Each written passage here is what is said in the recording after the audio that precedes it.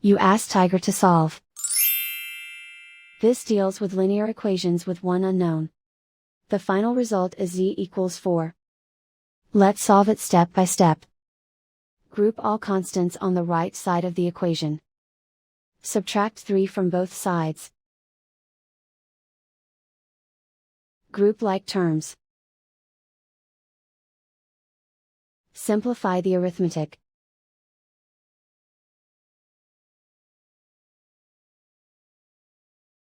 Isolate the z.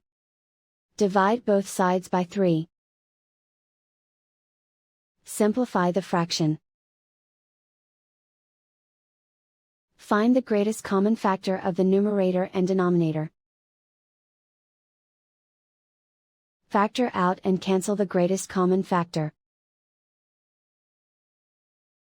And so the final result is z equals 4.